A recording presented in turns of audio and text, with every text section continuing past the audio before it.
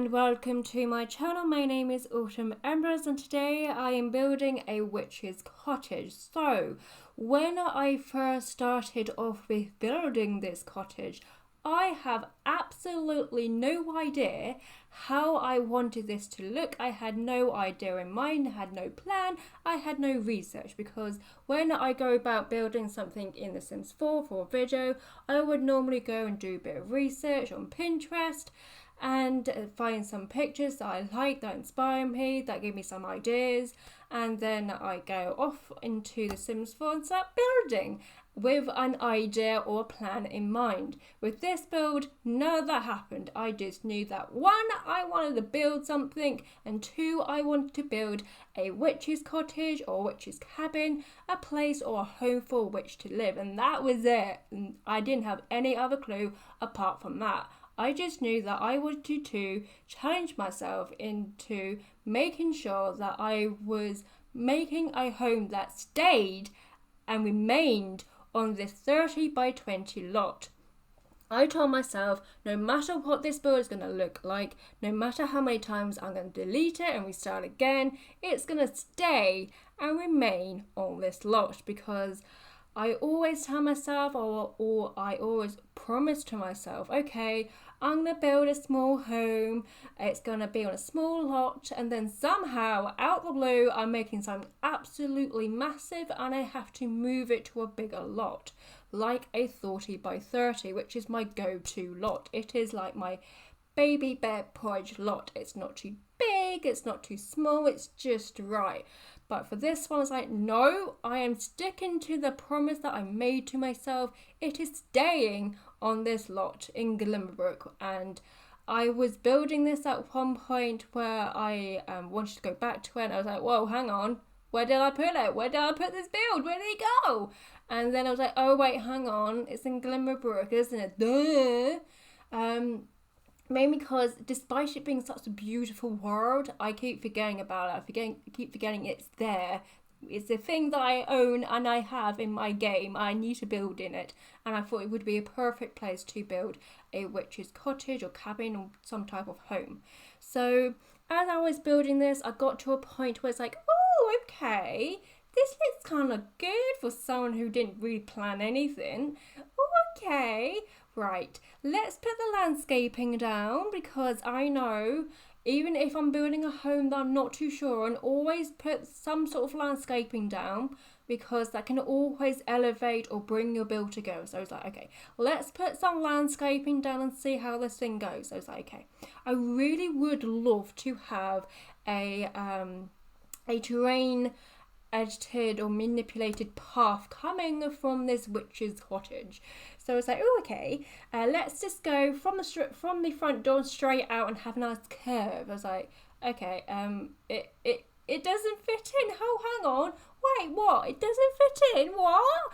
I need to move it to a bigger lot now. It doesn't fit in. I was like, no, I need to make it fit, because I promised myself it's gonna stay or remain on this lot. It's like, okay, let's just I don't know, perhaps it doesn't have to go straight out from the front door. Perhaps it can come from somewhere else. Now, I put down some of these trees and I was like, okay, what if this path coming around one of these trees? I was like, oh, that's a good idea. I did it. I went, oh, that looks nice, don't it? Okay. What if I put up like a couple more trees around this cottage, so it kind of looks like it's now deep within the forest, and to get to this home you have to go through the woods to get to this creepy, spooky looking forest. And it looks so good, like, oh, that was a good idea. It looks so spooky, it's really immersive, and it looks great. I'm really happy with it.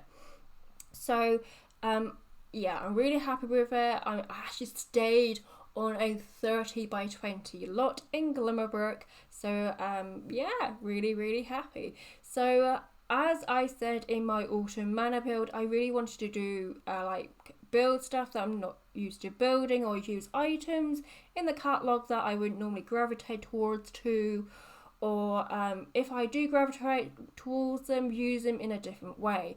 So I decided to use some Jungle Adventure roof tiles, which I don't really normally use. I did try to use the blue roof tiles. At the time of building it, I was like, ooh, this don't look nice, does it? So I took it away. But as I was editing this video, I was like, oh my gosh, that actually looked quite nice.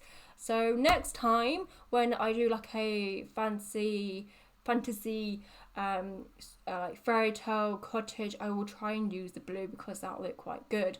So at the front of this house or cottage, we have like a awning that I used from Get Together. I made it bigger, slightly bigger, using the tool mod, and I put a couple of columns at the front there, so it looks like it's been propped up, and I really love the way it looks. I also put down a table with some pick and mix bowl from Spooky Day stuff, and I thought that'd be like a good way the witch could lure the kids in to her property, so the kids would go grab it, and that when they're grabbing for the candy, that's when the witch will come out and snatch the kids and dig their heart out with a spoon, because we all know that's how witches make the best potions, from kids' hearts. So I thought that'd be a good thing to put down. I also put Patchy down for some of those kids are like, I'm not too sure about this actually. It actually looks really creepy. I'm not having a good vibe. Let's go home. And that's when Patchy will come alive and snatch those kids just before they can, run home. Because I thought, what would be better than a scarecrow that comes alive and snatches the kids, because I think a scarecrow coming alive is kind of creepy and spooky in the first place. So that is what Patchy is here for. There are no gardening pots down here. Patchy is not here to weed your plants. He's there to snatch kids, okay? So here I am basically doing some terrain painting. This is basically how the garden looks. Nothing really changes apart from the disgusting, horrible, orangey, dusty cliff that we have at the front.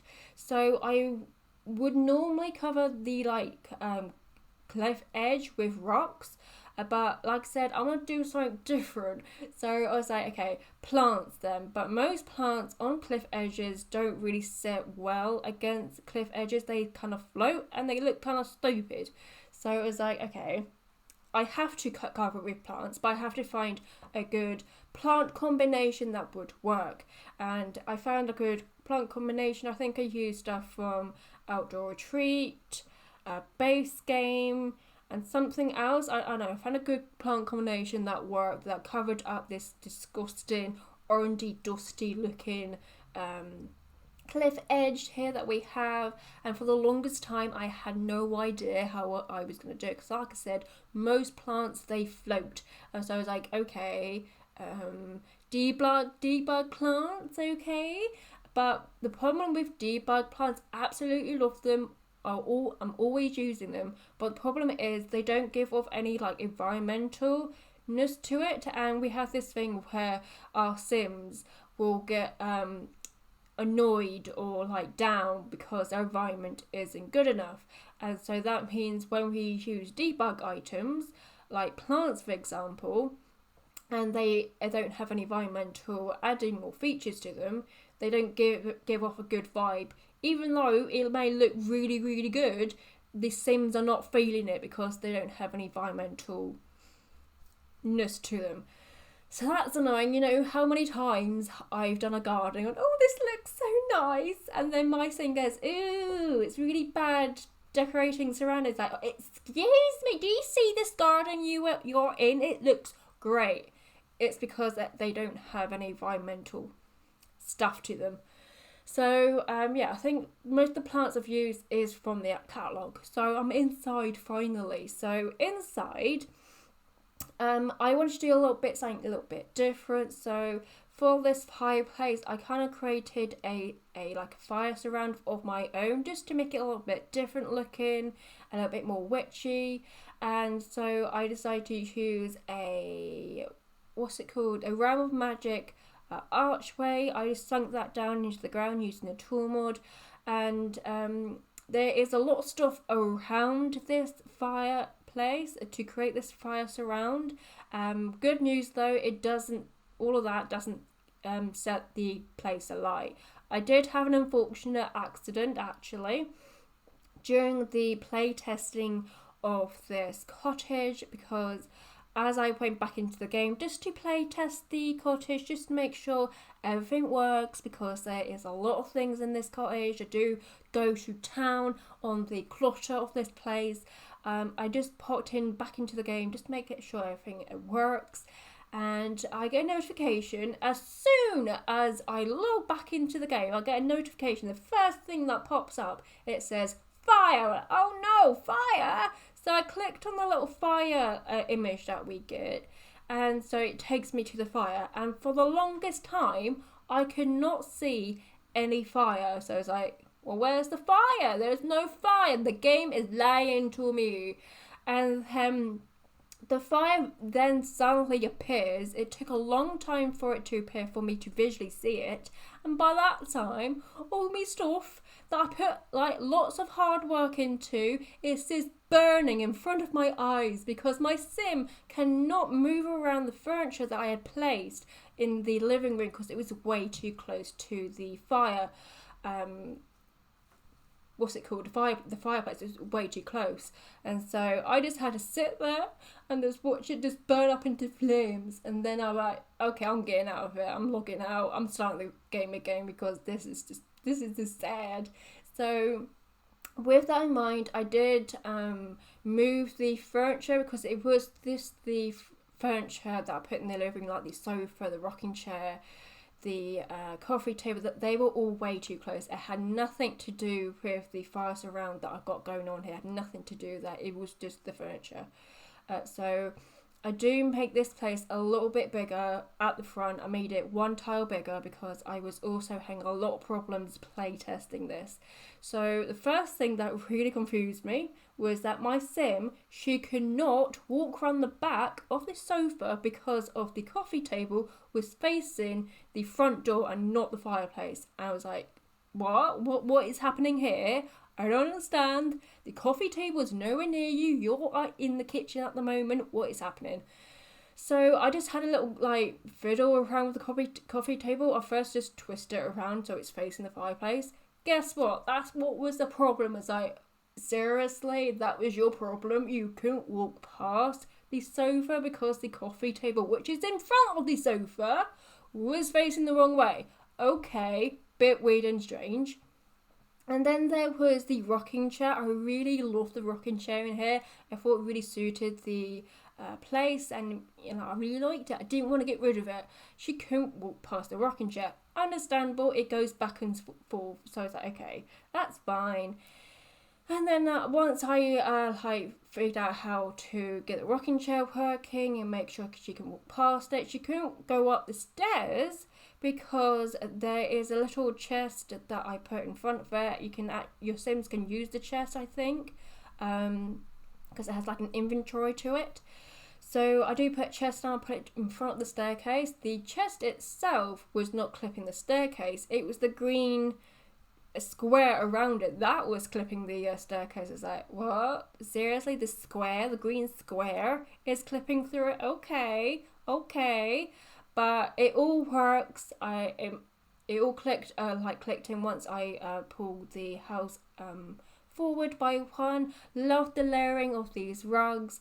It took me a while to figure out what colour I wanted the round rug to be, and every time I wanted to change the colour, because there are other rugs on top, I couldn't really get to it, so I kept removing the rugs on top, and so it took a long time just to change the colour of a rug, because I couldn't figure it out. Like, do I want it like natural? Do I want it coloured?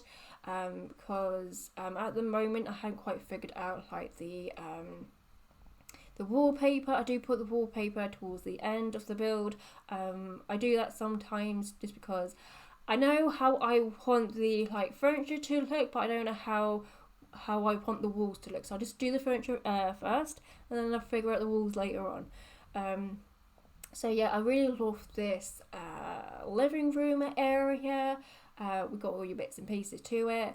With the kitchen, I couldn't really get this to work how I wanted it to. So I really wanted a cauldron in the kitchen, because you can serve up food for yourself in the cauldron. You can cook like mac and cheese, chili con carne. I haven't gone above chili con carne, but there could be others, I don't know.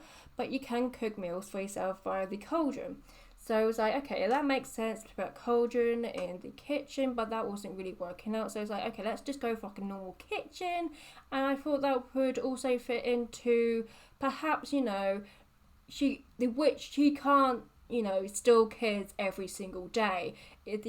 People will start going, oh, hang on, there's lots of kids going around in this area. Where are they going? And because the witch is like the odd one, she's a bit weird. The finger will get pointed at her, go, oh, she's stealing our kids. I mean, yes, she is stealing the kids, but she doesn't want everyone to know that. So she's got this normal looking kitchen, so she can invite people around, integrate herself into the community, let everyone know that she is a very lovely, kind, caring woman that would never harm kids in any ways. She will never steal a child. She's not that kind of person, because she's too lovely, too kind, too caring. She'll never do that. She'll get the parents' trust so she can have the kids by herself in her cottage. She will cook a shepherd's pie whenever like a person is feeling sad or overwhelmed, and she portrays herself as a very lovely, kind, caring person, and the least person who would ever go and steal a child. And so she will get the parents' trust up, so the parents go, oh yeah, you can just visit old Mary Agnes in her cottage. Yeah, you can go around there. That's a big mistake, because that is when the witch will steal your child and go for the heart. So yeah, this is the kitchen. The stove there, I did have to move it over one, so I just switched it up with the smaller counter, and the stove, they just switched places, because with the dining table in there, which I was surprised I was able to get a dining table in there, it's a bit in the way. So I do have to switch those two around. But yeah, really like this kitchen. It has lots of clutter in it. It took me so long to put the clutter down into the kitchen, because we have those snappable places on the surfaces, which was annoying. And also I knocked a couple of like bottles down using the tool mod, so it looks like someone was in there just doing their thing, couldn't be asked to pick stuff up, so they just left them there. So this is the bedroom. I really love the way this bedroom's turned out, despite not knowing how to go about it. I was just like, I need to do the witch's bedroom. I don't know how I'm gonna do it. I don't know what it's gonna look like. I don't know what I want it to look like, but let's just paint it green, because it seems like my default colour of choice at the moment is green. If you don't know what you're doing, paint it green.